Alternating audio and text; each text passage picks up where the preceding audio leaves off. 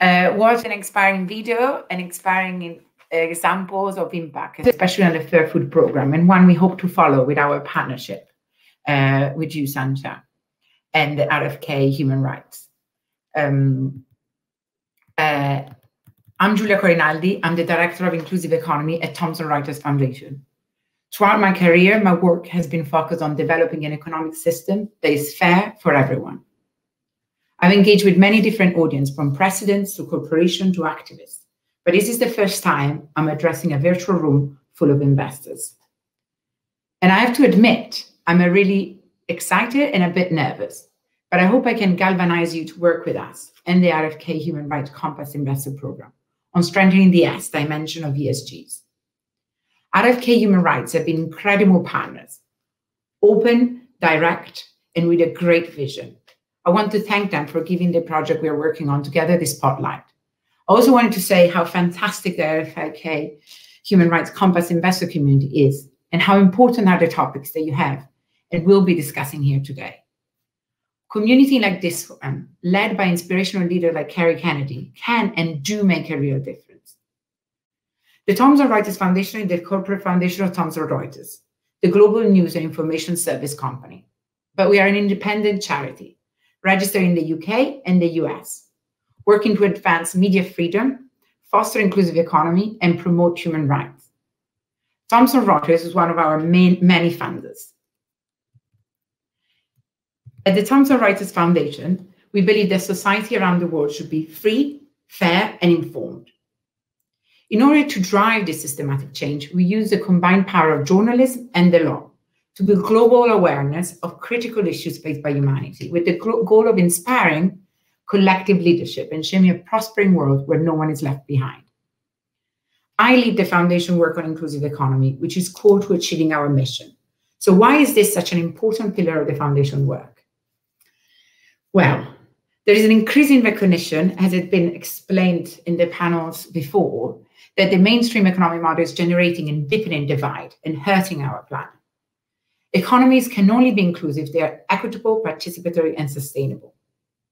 And I give you a few other more stats on top of the one Kerry gave before. According to Oxfam, the world's 26 richest people own as much as 50% of the world's population.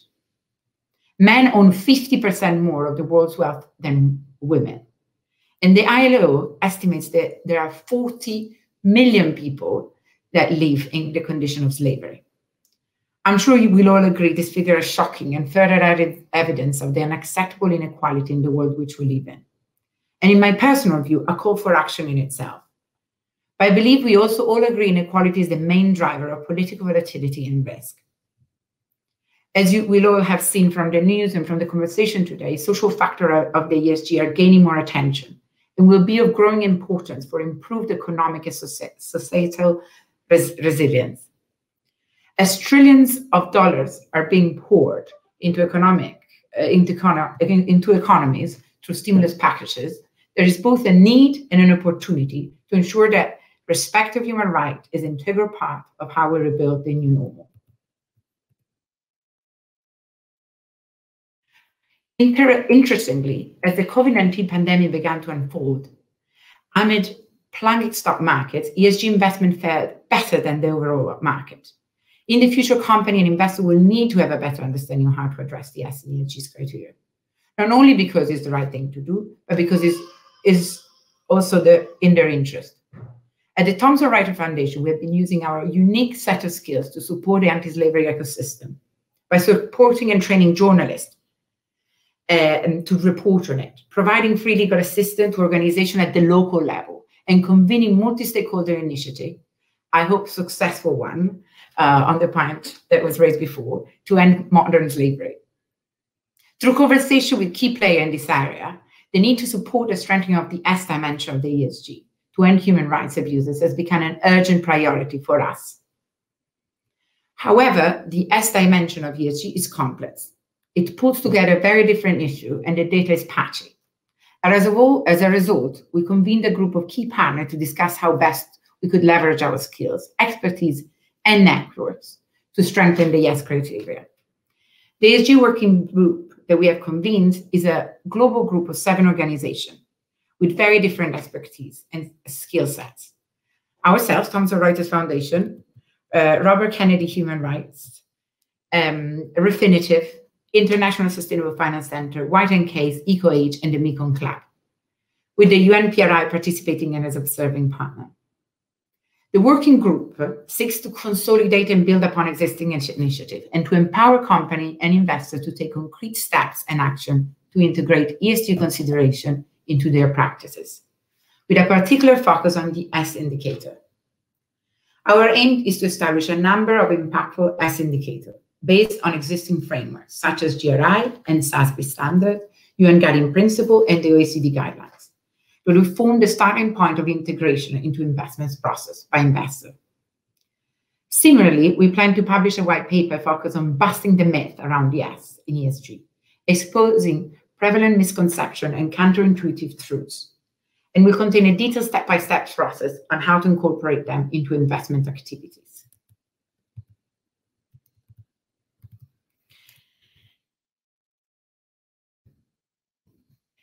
All partners believe in the importance of amplifying the message that S indicators are critical for growing economic and well-being, and there is a need for broader and speedier adoption globally. We believe that working with our organization in this section will be key to bringing attention to this important topic and to ensure that the global conversations move forward. The project does not claim to provide a comprehensive framework. Instead, it aims to provide a solid starting point for integrating S indicator more widely in line with existing framework. The project at the moment is structured in 2 phases, and we're in phase 1, where we develop a set of initial indicators based on our existing framework, focus on impact, and focus on key thematic issues, such as high-risk labor and land rights, inequality, diversity and inclusion, and data privacy in the future of work. We're going to then conduct a series of virtual consultations with group of stakeholders, such as NGOs, social enterprises, on-the-ground NGO, subject matter expert, investor, and asset manager, to further develop the themes and indicators, and to broaden the partnership group to amplify the message. And then we'll be preparing to launch the Mythbuster to dismantle the perception that integrating the S is too hard. There will be a phase 2, which each different partner at the local and global level will use their strength to really amplify the message. Some partner will work with investors to help them integrate the S indicators. Some will create a local alliance in Asia, in Africa, and Latin America to develop local toolkits. They're so important. And some will train media on how to properly report on compliance of company when it comes to S indicators. This project aims to push the needle in the right direction, but thankfully, we're not alone in this endeavor. PRI and the new guide was mentioned before, but things are moving in the right direction at many levels.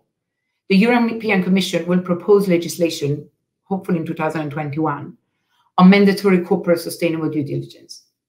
The aim is to implement mandatory human rights, environment, and good governance due diligence legislation to ensure harmonization, legal certainty, and the security of a level playing field. However, we cannot rely solely on the Brussels effect to drive this. We need firms and investors around the world to embrace the importance of the S indicator. The Foundation and its partners have a track record of achieving impact through power of collaboration. I believe together we can contribute and be part of this fundamental change. We have developed a core group of strong partners and a general approach, but at this stage, your insights are just as important, and we're very much open to your thoughts and ideas. We believe investors are at the core of this project. We need to work with each other to draw your vast experience and expertise, as well as NGO and the civil society, to kind of bring attention to core indicators among the myriad of existing out there. In line with this, we would like to invite you to participate in this process via the group discussion organized by RFK Human Rights on the 10th of November, or by one-on-one consultation, so just let us know. To this process, we aim to have some of you become key partners in this project and help us by embracing and amplifying the message that is so needed. We look forward to working with you and to build a group of thought leaders, a coalition of the willing to advance the adoption and use of the social dimension of ESG investing. I would ask that you please connect with Sancha or Fanta, and if you want to be part of the consultation. Thank you so much for listening and to join us. And thanks again to Sancha and the team for being a great partner and organizing this brilliant summit. Enjoy the rest and see you soon, I hope. Thank you, Julia. Thank you. And thank you for dialing in from the UK. We know it's rather late there, but appreciate the partnership that we have with you.